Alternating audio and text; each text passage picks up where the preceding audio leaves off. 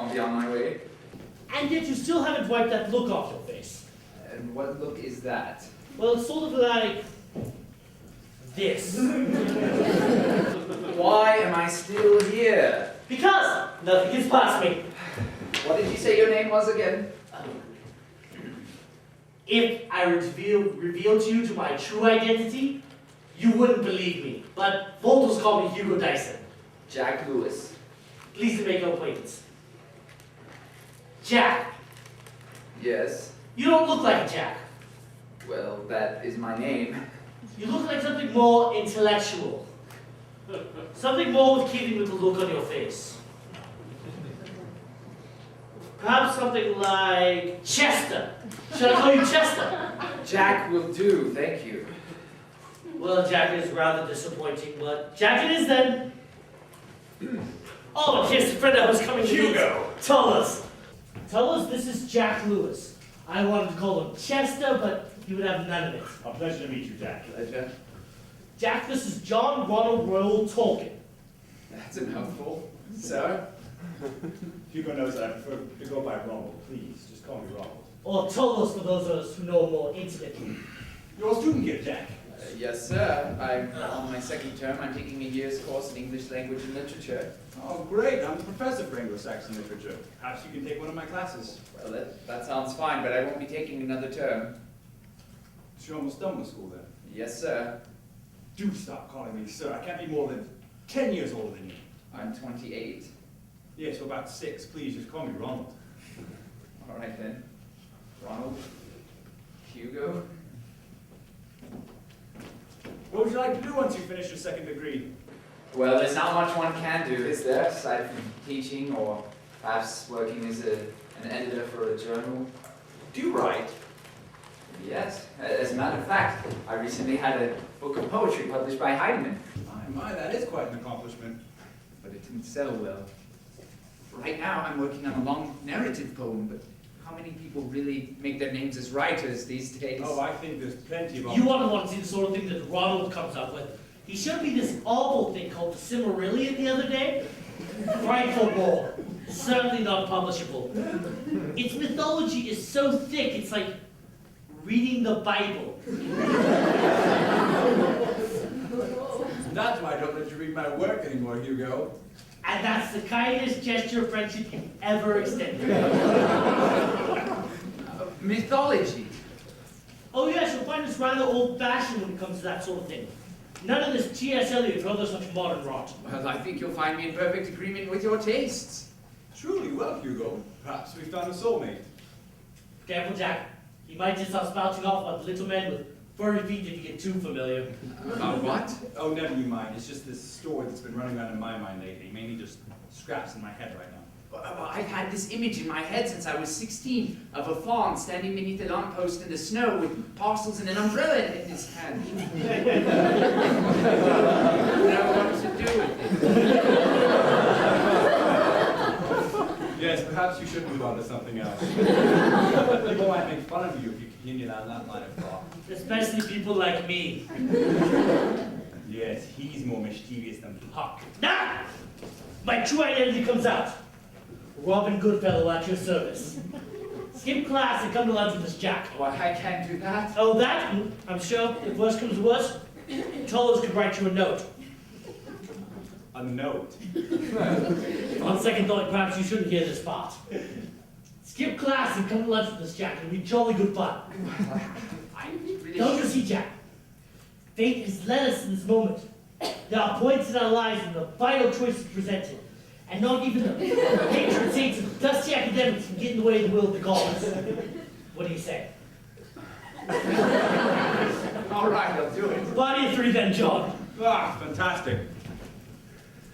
Would you come from Turkish Delight? You'll discover whole new worlds with us, Jack.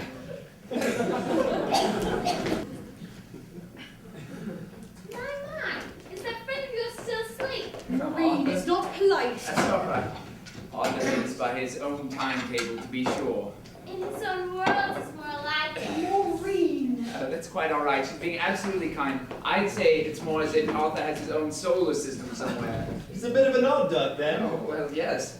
I mean, His family has him convinced that he's an invalid, so to protect his delicate disposition, he doesn't work, lives with his parents, has no real responsibilities. That's the ability to drop everything and announce to us that you'll be visiting for a couple of weeks. But he is quite a good artist and a talented musician. Is it one of those charitable friendships then, Jack? Oh no, not at all. Arthur and I have been the closest of confidants since we were very young. Well, he likes Norse mythology, you see, And there's no sure way to Jack's heart, the mythology. I like mythology. It's more than that, you see. Arthur and I have the sort of friendship where it's not as if we chose one another, but as if we were chosen for one another. a divinely ordained friendship, you mean? That's not what I mean. It's not like what you said, Yeah, Jack. what I said Was that certain friends were chosen for each other. Now, by whom were they chosen? Don't twist my words on me, Doc. Because if it is, then I think you lost my tight. Were they chosen by fate? By spirits? Or by God, Jack. You can't have your cake and eat it Let's too. not turn this into another debate on religion or spiritualism. I've had enough of that recently. Well, you're the one who steered the conversation in this I direction, did Jack. no such thing. Yes, you did. Your talk was sounding an awful lot like predestination. All I was saying was that I think that certain relationships don't happen by chance. So then, Jack, do you believe a man can be meant for a woman? Pardon? Written in the stars and all that. That love is some cosmic force. And once two people are fated for each other, there is nothing stopping it. Nothing standing in its way. There is no escape. Because I believe it, Jack. I believe it. Good morning, everybody! Brother! I had an awful time trying to sleep last night, and you snore so loud. Eventually, I had to put Indian rubber in my ears. Oh, so what's for breakfast, Jack? I'll handle this, Minto. I know things may be done differently at your home, Arthur, but here we don't come to breakfast in our pajamas and we don't put our feet up on the table. A man mustn't be repressed, Jack. Pardon me. Following nature, being oneself. Don't tell me you've been reading Freud. Some people have been introducing me to some of his ideas, yes. Aren't you the one who taught me to be open to new ideas? Well, you don't pick up one stray dog and abandon another. I haven't abandoned anything. I'm still Christian. I didn't say anything about Christianity, not interested in the subject. Jack, I have decided that even if I'm not the best spokesman, that you need to hear the gospel declared to you. Is that why you're here, to be the good little missionary? No.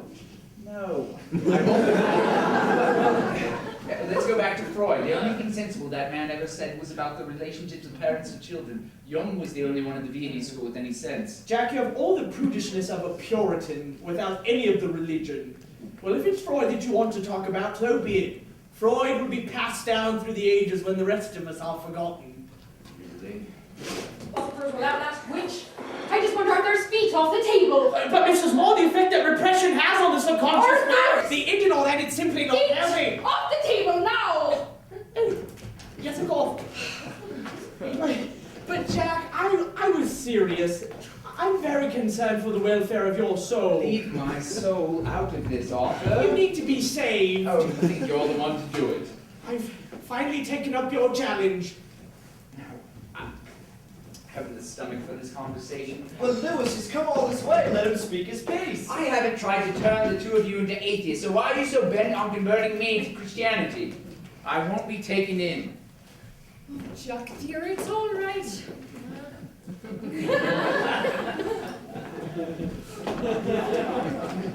How about we all just sit down to some breakfast? But Mrs. Moore, don't you see, he needs the grace of Christ. Oh, are you atheist too, Mrs. Moore? Don't pretend to know anything about my religious beliefs, Arthur. Mr. Lewis was right. You are a bad influence on him. Leave my father out of this, Arthur. Oh, is that what he says? Well, if he wants to talk to me about it, my door is always open. But as far as I can see, I'm only doing the job he refuses. You are not his mother. Now, young man, if you want to help Jack... Or do you want something more? What? Is that rumor true as well? What rumor? Because if it is, I think it's disgusting. Then you should repent and turn from your ways. My mom that quick! I must agree, after being such a good hostess, my sister deserves... What rumor? That you and Jack are lovers.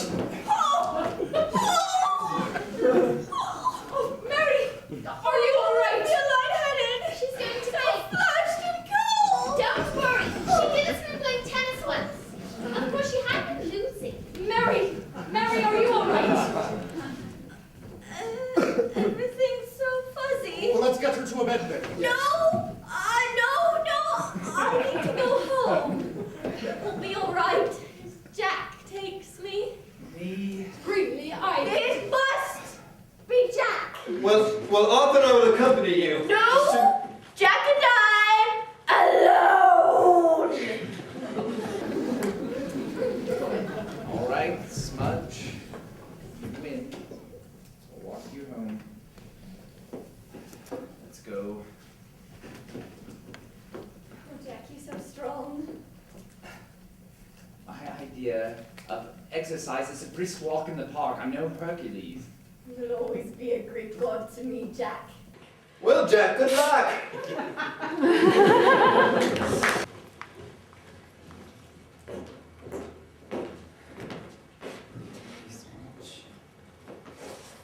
I passed my Latin exam. It's jolly good for you, Smudge. I didn't tell anyone there because I didn't want to hear their remarks. Not today, at least. After that fiasco, I don't blame you. Is it true, Is what true? what Arthur said about you and... Oh, no, you mustn't believe a word Arthur says. He's a good friend, but a bit crazy. That's a relief. It was all due to your coaching. My exams, I mean. Well, it was the least I could do after all you did to help Maureen with her violin. I looked forward to each of our study sessions. I yearned for them each week. Did you? Well, yes. Whatever I can do in return for what you've done for me, I'll do it. Anything. Anything. I may just ask you to murder somebody for me someday, Smudge. I would, if you asked me. Yeah. I sweat that shell. Jack, I'm the most miserable creature alive! Really, Smudge? You've had wonderful news. You passed your Latin exam now with this degree and your degree in music. It puts you in wonderful positions. Oh, what does it matter? What does any of it matter? Oh, Jack, do you really find me so repulsive? Of course not. All right, I know I'm not the most beautiful woman in the world. You look fine. Not fine enough, evidently. Now, Smudge, you needn't do this. No, Jack, I must. I know my behavior must seem absolutely erratic at times. Well, the truth of it is, Jack, is that you make me nervous. It wasn't always so. I used to talk more than gibberish to you. We used to have nice conversations. I remember when you used to call me sensible. And I was sincere in that. Don't think I don't notice the past tense in that, Jack. Are you reading too much into this? Am I? Yes. I've had a lot to deal with, Jack. After my father's death, in debt no less, will the younger children look to me. My teaching in music is the only thing that has kept us afloat, and put on top of that, my education. Well, it's been a strain, a very big strain. You've been very strong. I admire you so much. Admire me, yes, that's what every woman wants to hear. It's all I have to give. Do you love me, Jack? No. Why, that was a quick response. Do you think you could ever love me? No, never. I see. Jack, I love you so much. Listen I to would do me. anything This has got to stop right now. Your advancements are not wanted. They are not welcome. You've put me in some very awkward situations, and I would not like to have them repeated. All right, Jack. That's enough even for my thick head. Bye then. Now, Smudge, please let me walk you the rest of the way home. No, I don't think I would like that, Mr. Lewis.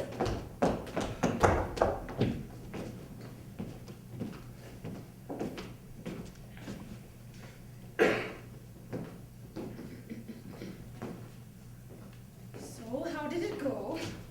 Where is everyone? Doc and Owen had to go. Arthur went off to find some nice scenery to paint. And Maureen went off with some friends. But you avoided my question. What question was that? It was that bad. Oh, Minto, it was miserable. Did you... I told her the straight truth. I left her no room for misinterpretation. Don't tell me you were cruel to the She poor left me girl. no other There's choice. always a choice. I didn't want to give her any false hopes. Without leaving her any common kindness to heal the wounds. Why are you taking her side on You this? know what that girl's been through. Yes, but just because someone's had a hard time, it doesn't mean they should expect special treatment from others. Why not? Why can't she ask for special treatment from her friends? Why can't she find refuge under this roof among those of this household? What would you have me do? show a little understanding, compassion. What, and let the whole thing go back into its vicious cycle? Do you mean to tell me that you've never been in her shoes? That you haven't loved a person who was unattainable to you? For that is what you were to her, Jack. And I think deep down she knew that her love for you was doomed from the beginning. Yes, I think she knew that all too well. And haven't you felt that, Jack, that there was a person because of circumstances or forces beyond your control would never be available to you?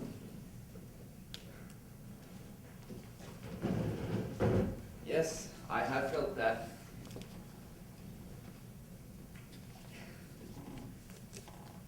Then perhaps you can understand why Mary will be crying herself to sleep tonight. Minto, Yes, Jack. you've had a hard row of it. How have you not become bitter? Not everything is learned in books, Jack. I can't give you a reading list. Do you still get scared? Every day of my life. But there comes a time when you make yourself utterly vulnerable to the universe or fate or God, whatever controls the strings up there. You say to it, inflict upon me your will. I am ready. I don't think I could do that. The day may come when you have to. Minto, theoretically speaking, of course, if God came down, what would you say to him? I would ask him why he took my Paddy away from me. I'm suddenly tired. I think I need a nap. Rest well then, my boy. Thank you, Mother.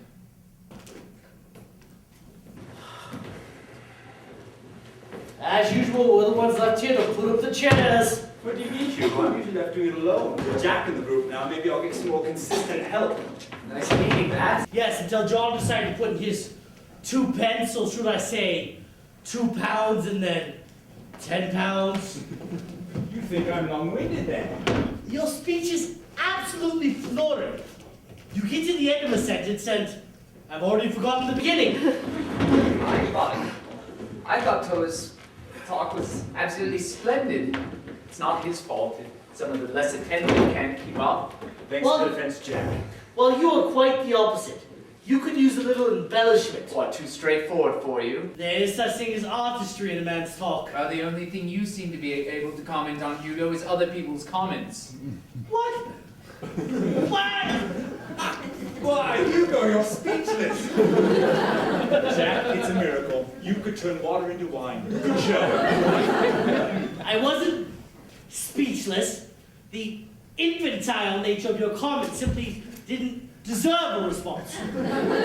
I hit Jack a palatable hit. Look, his face is reddening. Well, the smugness on yours becomes all the more evident. Never mind all that. It was nice of the two of you to invite me here. It's really great fun to talk Old Norse with people who actually understand the difference between a saga and an Edda. Oh, you were a natural invite to the co-writers, Jack. There are not many who can read Old Norse. Yes, we're a rather exclusive society that way, I'm afraid. We've had some talk of starting up another group where we can read each other's work to each other. Yes, I've even agreed to do Ronald's work, as long as he promises not to be offended if I take a nap every now and then. Oh, that sounds splendid. What are you planning on calling it? I haven't an inkling. By the way, I don't think I properly congratulated you. On what? Now, don't play false humility, Jack. The fellowship of course. Welcome to the staff at Oxford. You're an educator now. I don't think I've heard this. Which college are you in? I'm teaching English at Magdalen College. Jolly good for you, Jack. I mean that. Thank you, both of you. The truth is, it took me by surprise. I felt like I was one of the least qualified. But it must have been quite a relief. Yes, the Moors and my financial situation have greatly improved by this. Yes, you've been staying with that woman and her daughter. Yes. Wait, don't tell me you've been supporting them too, Jack. Well, yes. On what? On a little money I get from having served in the war, and from an allowance my father sends me to support me through school. Yes, to support you. Did you know it was also supporting 2 others, one of whom with her own school bills to pay? No. My, you must have made that money go far. Well, we made do, we got by, but that's all done now. Then this has been a blessing from heaven in more than one way. Well, I don't think heaven had much to do with it. Oh, that's right. You're not religious, are you? Heavens, no. You don't mean to tell me that you are? I don't see why that should come as such a big surprise to you, Jack. Blimey, you're Christians? What's worse, Jack, is Tolkien's a papist. I've tried to make him see the light, but alas, to no avail. The Reformation will not touch him. Ronald, you're a Catholic? What should that come as such a big surprise to you, Jack? Well, it's just that why is it that all of my friends are believing in such nonsense? What is it that attracts you blighters to me? Oh, Jack. Jack, you're bordering on the offensive. You're both educated. You teach at Reading and Oxford. You're intellectuals. And you think that all Christians are naturally stupid and gullible. Well, it's like believing all that we talked about tonight, the mythology, as if it were true. You should see the earmarks of it. You've been trained in it. There's no difference between Hercules and Jesus Christ. Have some respect. You believe in a fairy tale. Jack, let us be clear on one thing. We may have a different system of beliefs, but it is an understanding between gentlemen that one does not ridicule or demean the beliefs of another in that person's presence. Jack, if you insult my lord one more time in my presence, you will receive a tongue lashing that you have never before received in your life. Is that understood? He told us. Is that understood?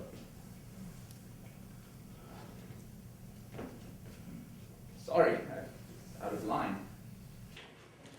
Well, I'm glad to hear you say it.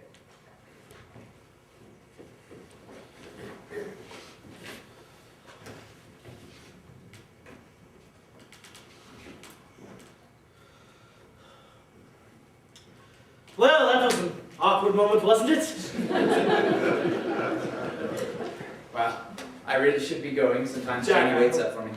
I hope that... I'll see you next time. Same time, same place. Yes, same time, same place. I'll look forward to it. Good night, Tolas. Good night, Hugo. Good night. Good night. I don't think I came off a bit strong, do you? You were defending your beliefs. It's never ashamed of that. But he had already jerked straight round, stared, glared again, and seen but the quiet day. With the stroke of a loss I was so proud of, he uttered the cry of a creature hurled over an abyss. And the grasp with which I recovered him might have been that of catching him in his fall. I caught him, yes, I held him. It may be imagined with what a passion. But at the end of a minute, I began to feel what it was that I truly held. We were alone with the quiet day, and his little heart, dispossessed, had stopped. I think the woman is a nutter. What? What do you mean? All I'm saying is that I wouldn't want a woman like that taking care of my children. But wait, isn't it the governess who ultimately saves the little boy? Miles Bags, how can it be saving him? He saves his soul. From ghosts that may not be there. Are you suggesting that she makes the spirits up in her head? Why not? I can see how Henry James is without temptation. But wait, the children see them. Because she makes them think they see them. I think that's taking it a little too far. Jack, what do you think? Well, I think it's a bit like Christina dreams, isn't it? Christina dreams. Well, a Christina dream is when a person sort of imagines themselves in the center of a great drama.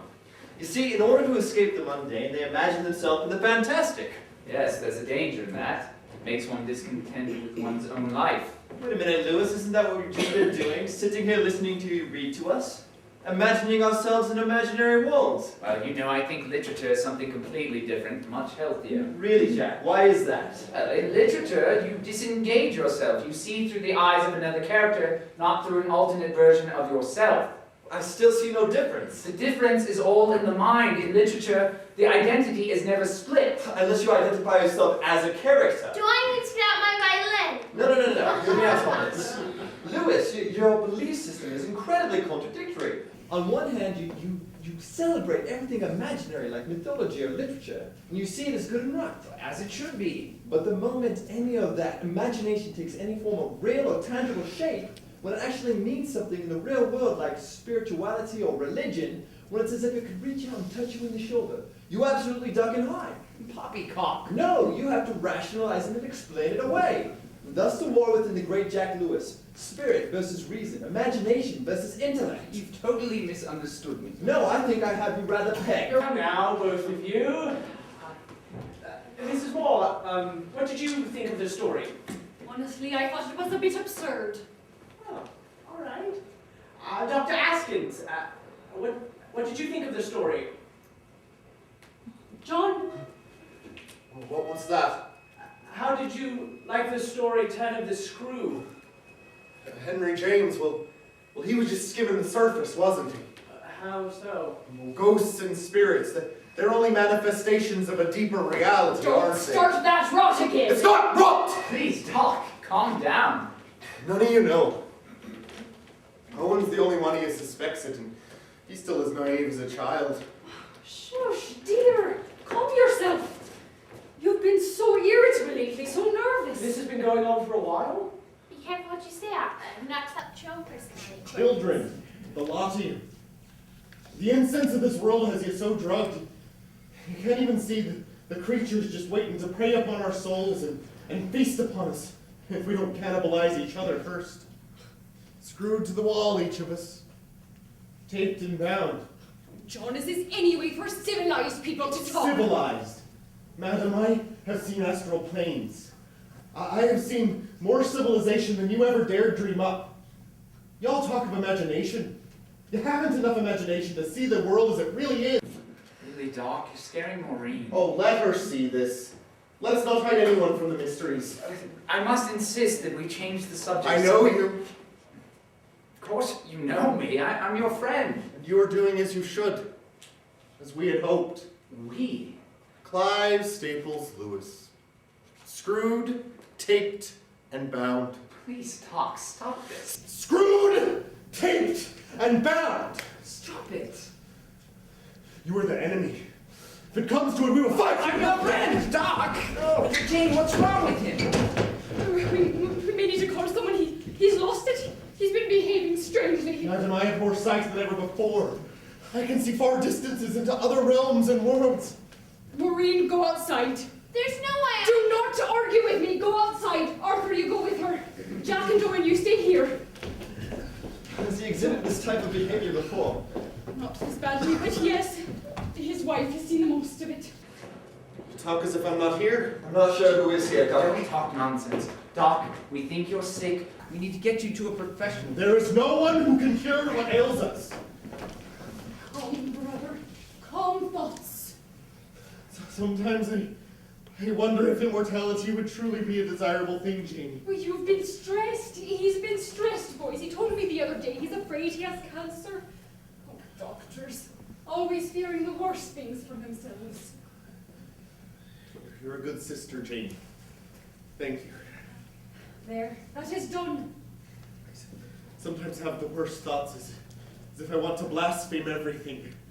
Very obscene and grotesque, twisted. I've been having terrible nightmares. Listen, Doc, if I can help you in any way, just let me know. Oh, and just remember this. I was a fool to get involved into any sort of spiritualism. Let that go, John. You're sick, that's all. I can call Dr. Hitchens. He would know what to do. Oh, Janie. Still not seeing the trees for the forest. They're full of shadows. Enough talk of shadows. The problem is in the mind. I'll be damned for sure. No, Doc, listen right They're now. scratching and tearing and pulling me down. Go get Dr. Hitchens. But wait, what if I can stay and Go help? now. Dr. Hitchens is no expert. He will help you. Lunacy and death is at the doors for me. I'm coming to the fiery gates. No, Doc. There'll be no help for you today. I've never known a man who's been kinder or gentler. Please, calm down. Listen. Adders and serpents. Let me breathe a while. It's a spirit that has him. It's a Ugly hell gape not. Don't talk of spirits. It's only aggravating No, you. come not, Lucifer! Stay down! Burn my books! John, break free. They're pushing me about, flying me about the room, crashing against the walls, and coming at me in droves, a whole pack of them, slinking through the shadows, hiding in the corner.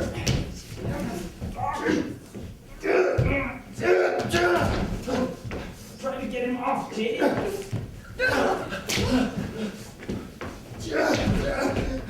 In my bed, being on my fever like gremlins shifting through the sheets.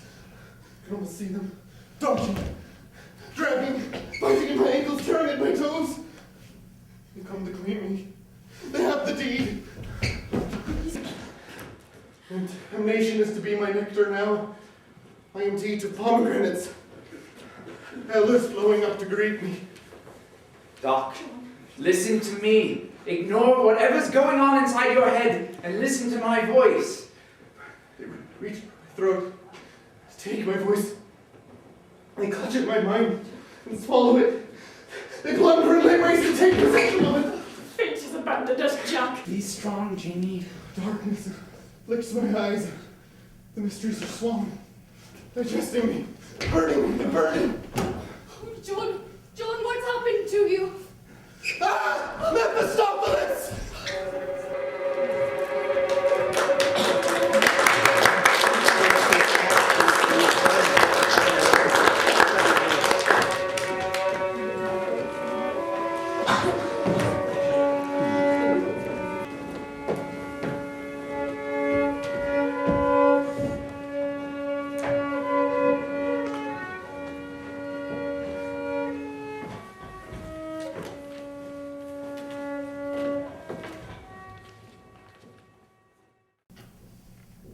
They that have walked in darkness have seen a great light. They that dwell in the land of the shadow of death. Skip to verse 6. For unto us a child is born, and unto us a son is given, and the government shall be upon his shoulders. And his name shall be Wonderful, Counselor, the Mighty God, the Everlasting Father, the Prince of Peace. I like the way your voice forms the words. Expressive. Anything to please you, Father. How are you feeling? Do you believe them? Pardon? The words. Do you believe them? Isaiah has a nice way with words. It's wonderful poetry. I like it very much. Jack, thank you for being here with me. With Warney stationed in Shanghai, I don't know what I would have done without you. You've always been able to hold up quite independently. Since my retirement, this house feels so empty. It's been good to have you here with me, Jack. Looks like you need a shave. I'll go get your razor and cream. You just lay back. There are things I want to tell you before I die. Don't talk like that. The doctor said the operation was successful. Now you just need to rest. The operation was a success, but I didn't tell you, Jack. They found cancer. Cancer. They say I should have a few more years, but... Then we have a few more years to make things right. Now, right now, you need a shave. And then I'll go fix you dinner. Jack. Hey, but I'm sorry, I knocked, but I don't think anyone heard. Well, we know you let yourself in. My mother sent these for you, Mr. Lewis. Well, that's very kind of Mrs. Greaves. Put them on the table. There you go. Be sure to give your mother my most sincere thanks. Yes, you're in our prayers, sir. Oh, then I know I'll have a speedy recovery if the Greaves are praying for me. But as for now, boys, I didn't realize how tired I was. Well, then we'll let you get your sleep. Come, Arthur. How is he? Better than expected. You've had a rough time of it. Your father and, well, before that, Dr. Askin's heart failure. Yes. How was the funeral? Very cold. I had to borrow a bowler and an overcoat just to have enough black things. Why are lilies always associated with such grisly things? It was an awful stretch there for you for a while. Yes. It went on like that for 3 weeks. The doctors chalked it to Warner's theme. They say that such cases often tie back to fear of one's father in early childhood. Freud raises his head again. I thought you didn't give him much credit. If they're right, then both you and I are susceptible because we were both afraid of our fathers.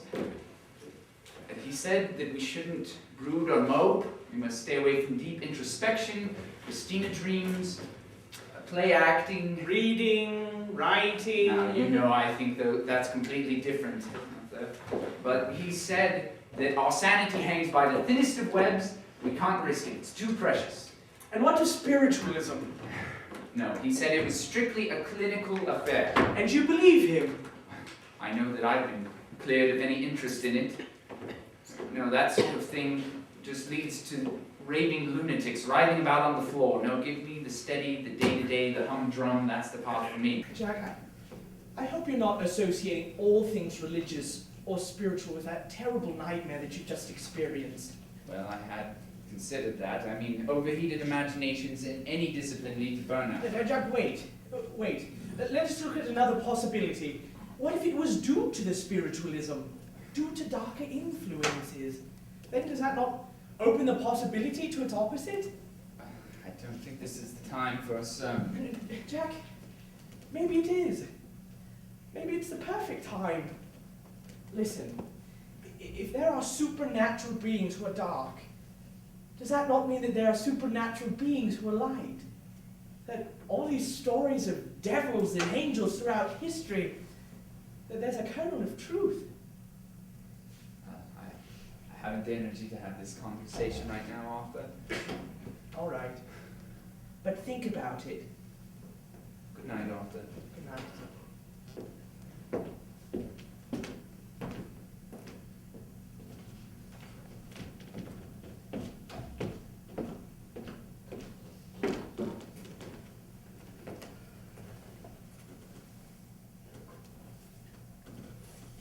Are you awake? Barely. Well, I'll let you sleep then. No, Jack, wait. Do you think of your mother still? All the time. I miss her, you know. I miss her terribly. So do I. I wouldn't mind going to her. I would like to see her again. Don't talk that way, If anyone deserved heaven, it was her. When Flora was on her deathbed, she was advising her nurse to marry a good man. A man who loved her, and a man who loved God. We went on for some time about the goodness of God. Then she turned and looked at me, and well, the shining that was in her eyes then is quite indescribable. Her gaze melted through me as she said, "What have we done for him?" I was filled with light at that moment, and I swore to myself I would never forget that question. We're ingrates toward God, the lot of us. Thank you for sharing that with me, Father. Your mother loved you. I know. I love you. I'm here for you, Father. That means more to me than I can say.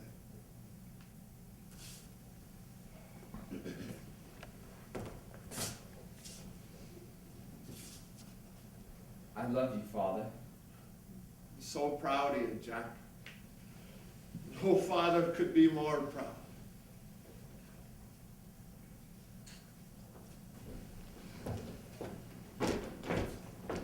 Jack?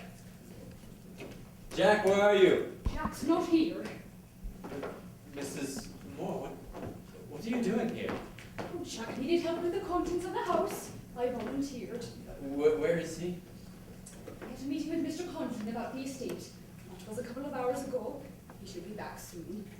Well, Well then, what am I to do in the meantime? you could help me upstairs sorting through the books. No, thank you. That's not my sort of thing. They are your father's books. Well, I suppose it is a good thing that Jack brought you along. You seem to be good around the house. Oh, and is that all I'm good for? Don't get me wrong, Mrs. Moore, because I do know that Jack prizes you quite highly. I just hope that you're not taking advantage of his kindness.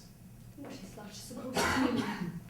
Well, the last time that I visited all of you in Oxford, he is a busy man, Mrs. Moore, and he seemed to be doing a bit more than his fair share of the housework. We are pitching to help. Yes, well, he brings home the money.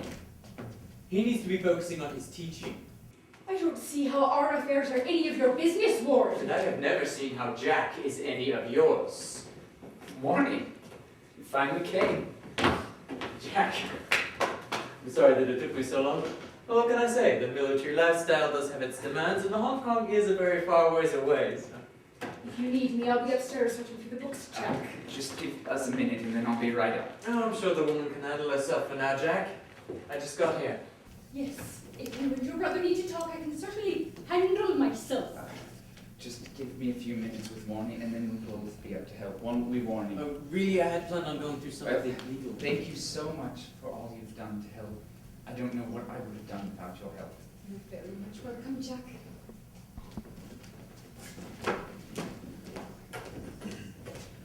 Why did you bring her here? Like I said, I needed some help and you weren't available. Yes, like I said, the military lifestyle. Father died in September. It's now February. Well, yes. I could have used your help. You have more the business mind than I do. The law papers, the estate. It's giving me a frightful headache. But I'm sorry, Jack. Well, it's nearly done now.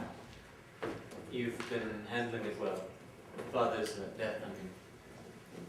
When I went to prepare for Michaelmas term, he seemed to be doing well. 2 days later, I got the telegram. I was glad to have those last few weeks with him, at least. You know, I've been thinking a lot about sense of it. Me too. Regrets, mainly. Yes. Me too. Everything I hid from him, the way we used to talk about him, it wasn't right, Warnie. And not after all he did to support us. I'm glad, at least, that you got those last few weeks with him. Yes, but to spend the last 2 days of your life without the company of your family, alone? Jack, you really should. But I felt him, Warnie. You felt him? Here in this house. You mean like a ghost, a spirit? Something. I felt his presence. Keeping me from temptation. Temptation? Jack, I've never heard you talk like this. Neither have I. You're not becoming religious on me, are you? Religious. I don't even know what that word means. But I'm changing. Oh, into what? I don't know. Into a Christian, a theosophist, a Hindu, I don't know. Well, I've been going to church. You too, eh? I don't like it, really. The sermons are boring. Music's horrible. Half the people are asleep. But I know to show that I've taken a side. No, I'm not sure yet what side that is. What are we waiting for, Jack? It's clear that the both of us have been touched by something bigger than us.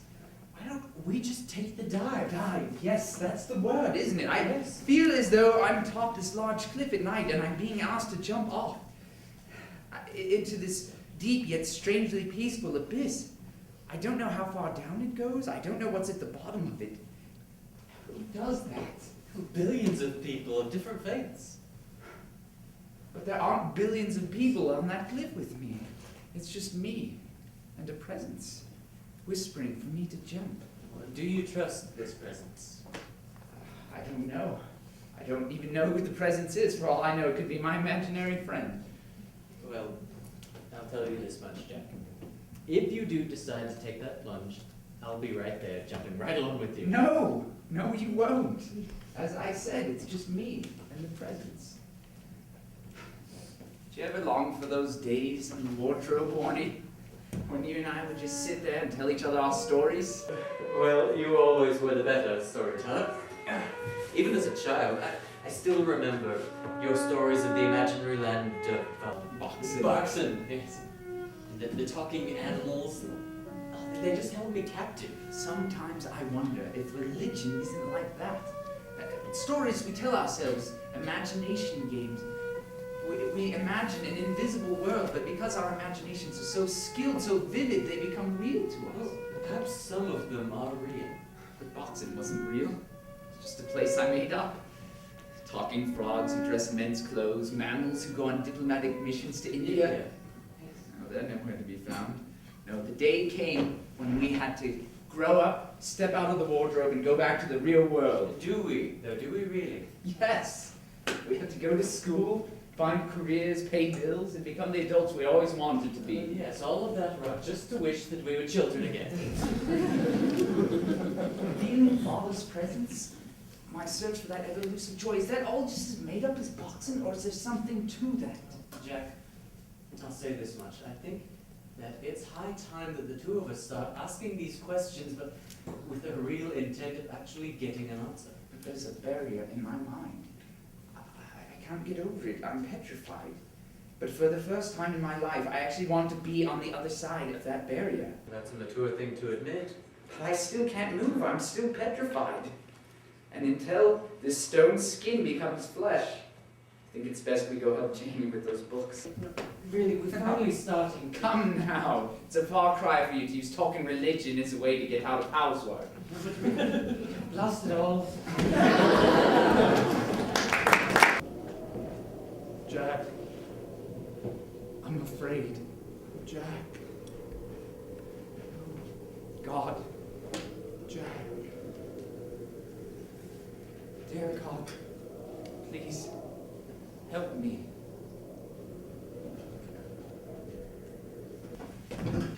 Can you believe all that we've heard tonight? Perhaps he's gone mad. If so, it's a madness I would willingly inflict upon the whole world. So, Jack, now that you're open to the idea of the divine, how would you like to hear the catechisms? I won't let you catch me in a time of weakness, Tolos. Weakness, hardly, Jack. Weakness, I say. I hardly recognize myself. I'd say I've never seen you stronger. You're obliged to say that. You're under the same delusion he is. Not so. I'm a child of the Reformation. Delusion, I say. A delusion you're skating rather close to. I never thought I'd see the day when I'd hear Clive Staples Lewis espouse the virtues of theism. Use my given name again and I'll throttle you. My apologies, Jack. Why, is this a retreat?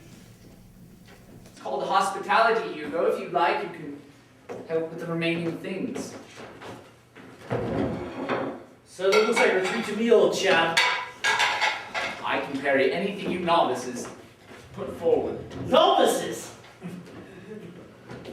Yeah, that's just the thing, Jack. It's not us you've had a debate lately, is it? Hit John, a palpable image. Come now, Jack. How can you expect us to not bring this up when you're so clearly emerging into a spiritual life? We've had the best education England has to offer. Are we going to throw that away for what? For fairy tales? Legends? You know it's a good deal more than legends. Why have I been drawn to you blasted Christians? All my best friends are Christians. My favorite authors, George MacDonald, Bunyan, Dante, they make sense apart from their Christianity. My atheistic associates, the non-religious authors, do nothing for me. You know a tree by its fruit, Jack. Don't go quoting that damn Bible of yours to me. You know I haven't given a pence about it in the past. Yes, but that isn't the past tense, isn't it? I was a thorough atheist. I fought for it. But why the fight? What comfort is there in such conclusion? That's just it. We shouldn't believe something just because it's comforting, but because it's true. And yet, didn't you find some comfort in your atheism? Wasn't there some wish fulfillment there? Invictus, captain of your own soul and all that rot?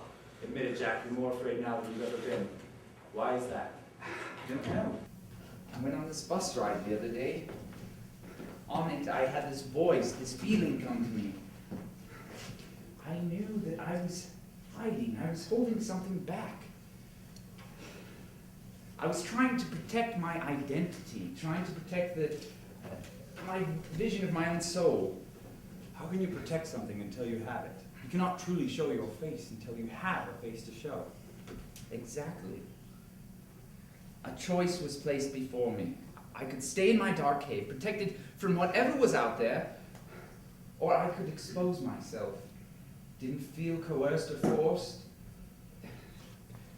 The bus could go down one path or another, but now was the time to choose. And what did you choose? To cast off the armor, to expose myself, to listen to the presence. It felt like I was destined to make that choice, but it felt like the most free choice I'd ever made. I went home and I prayed.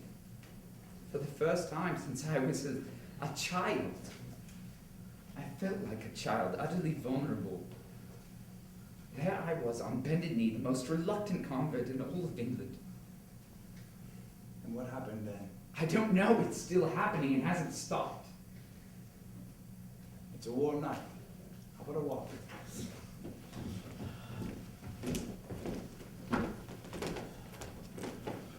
So where's the drama then if you believe in God There's now? a difference between God and Christianity, Hugo. But does God make sense without Christianity? Infinitely more so. Why, Jack? Well, it's like mythology. It's what binds the three of us together. It's what we love. But we can't believe something just because we love it. I can't believe Jesus Christ for the same reason I can't believe in Cupid, Psyche, Thor, or Loki. You've got to admit those gods are made of quite a different stuff than the Testament. I see many more similarities than differences. Such as The dying god myth. You get it in all ancient cultures, from Egypt down to the Greek Prometheus. If your Christianity has something going for it, originality is not it. I mean, it'd be wonderful if something like that existed. To imagine another world further in and further up and further in. It'd be wonderful. It'd be magical. But how can you expect any modern man to believe in magic? Has it ever occurred to you that Christianity is the true myth? There's no such thing as a true myth. Myths are nothing more than lies breathed through silver. No. No, I believe there's something more to them. To all myths. Perhaps something along the lines of inspired imagination or a pre-existent memory that exists in all men, which comes tumbling out in the form of stories. You sound like a psychologist now, going on about archetypes and common consciousness. Maybe there's something to that line of thought. No, the psychologists do not lead to God, Hugo. Oh, stop the banter, Jack. This is your eternal soul on the line. You forget it wasn't until recently that I even believed in the existence of a soul. Now I'm still not sure what that word means. But you know it means something. Perhaps it's just another beautifully told lie. I jumped off the cliff. I'm still falling. Think. This whole dying God myth.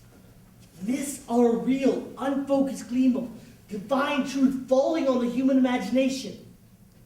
Think. Yes. Jack, think.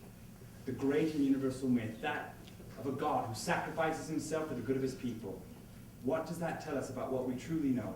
What we truly know deep inside, locked within us. Our need for redemption. I don't think it's that simple. Isn't it? I think it is. As simple as a children's story. Oh, the brilliant C.S. Lewis must be involved in something complex, mustn't he? But all of us, our brilliant education-sharpened minds, our fiery intellects, we must struggle like great men. Well, Jack, it's not about how great we are. No, it's about how great he is. Your Christ? No, your Christ.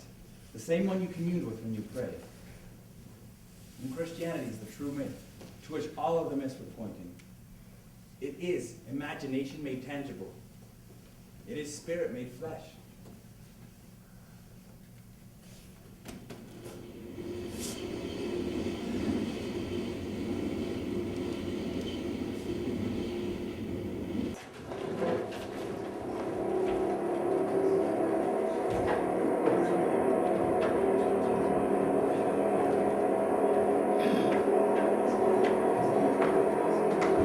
How did I let you convince me to step into this death trap? Just let the wind blow through you. This contraption is annihilating space. I saw the look on your face back there. That was exhilaration. You've exposed yourself to a world at great speed, Jack. Enjoy it. No, I don't think we're going to have much time, but once Mrs. Moore and Maureen arrive, it'll be good fun. It'll be worth it. The ride alone was worth it.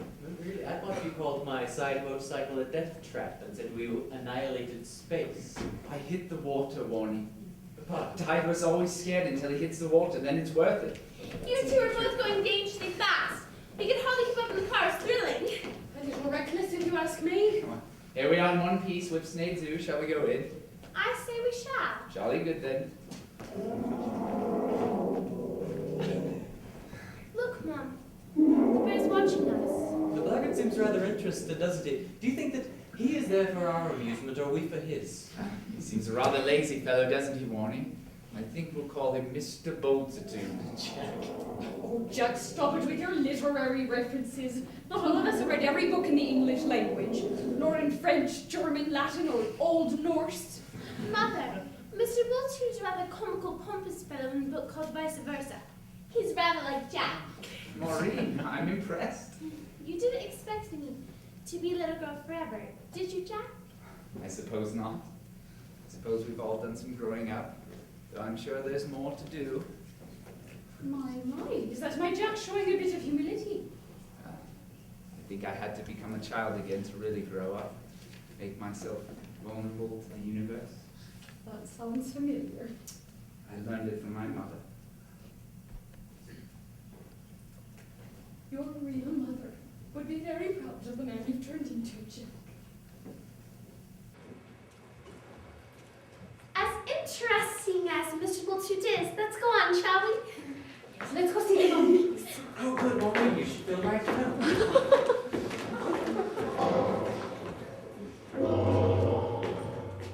Jack? He's magnificent, Warnie. If God were an animal, I think he'd be a lion just like that. Powerful, good, but certainly not tame.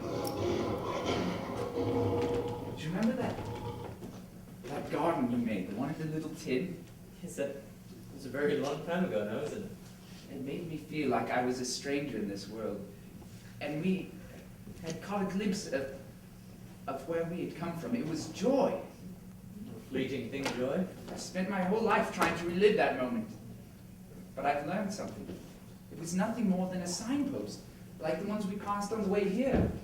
It was pointing me to something, not the thing in itself. It was pointing me to something else. You know, Jack, I really have no idea just what you're talking about. That's all right. A lot of things in life are like that, though. Stories we tell ourselves that point us to something truer. I'm sorry, I'm just as lost as I was. It's simple. It's as simple as a children's story. I've merely become a Christian, Warnie. What? When? I don't know, sometime between when we left the house this morning and now. Baptized and confirmed when I wasn't looking? I found what that longing was leading to. Lonnie, you're serious. I'm serious. How? It's as if we traveled there, found a gateway on a motorcycle. Now here we are in a magical place like Boxing or the Rainbow Bridge, only not quite. More real. Imagination has been made flesh. How do you think this is going to affect your writing? Do you really think that the modern literary world is ready to accept a practicing Christian? I've come to a point in my life, Warnie, where I realize that I can't care about those things anymore. I have a greater weight of glory to attend to. Good for you. I feel like Fenris the wolf. I ran and I caught the sun in my teeth and I swallowed it. I thought I was so clever, swallowing the sun, but I was naive. If you try to swallow the sun, it will consume you, it will burn through you, but it will transform you. Jack, Can I have a moment alone, Warnie? Oh, yes, of course. Take all the time you need. But this conversation is not over. I know. Thanks, Warnie.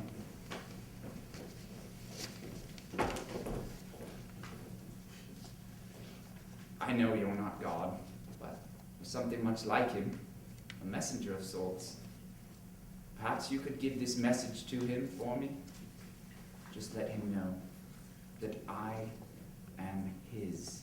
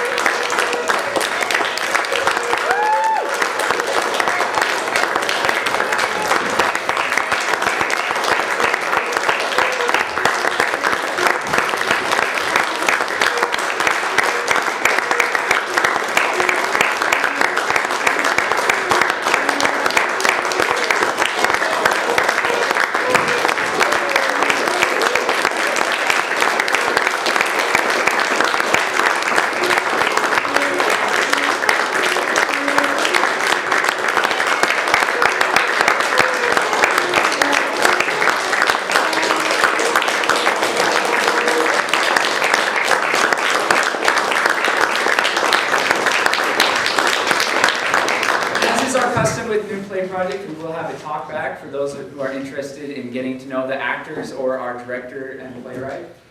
That will be led by our dramaturg, Mel Larson, and we'll begin that right now. Also, for those of you who need to leave or stay, we have a sign-up list. If you're interested in hearing about future shows, you can get that from our entries in the back. And we have books of other plays available for sale upstairs.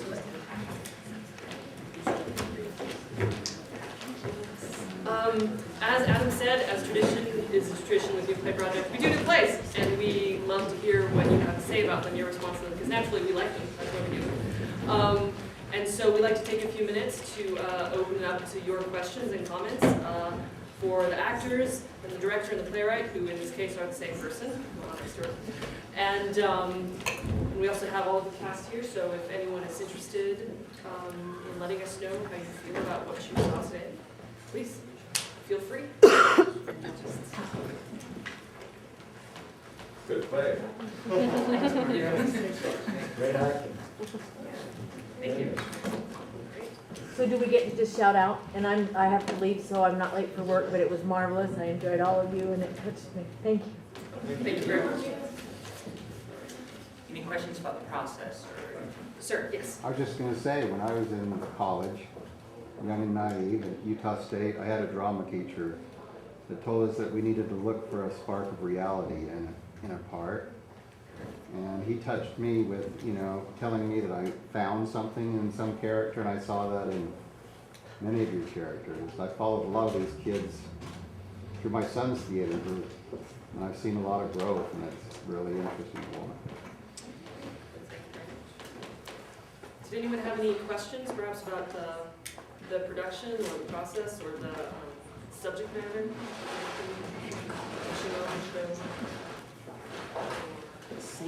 Yes. Did C.S. Lewis ever marry?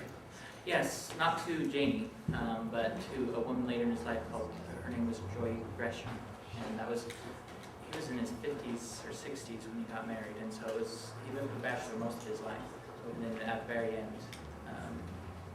got married.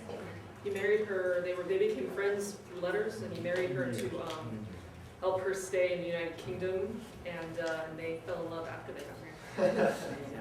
So, it was a green card. There's a great movie and a play about that called Shadowlands, with Anthony Hopkins playing C.S. Lewis. That's notably less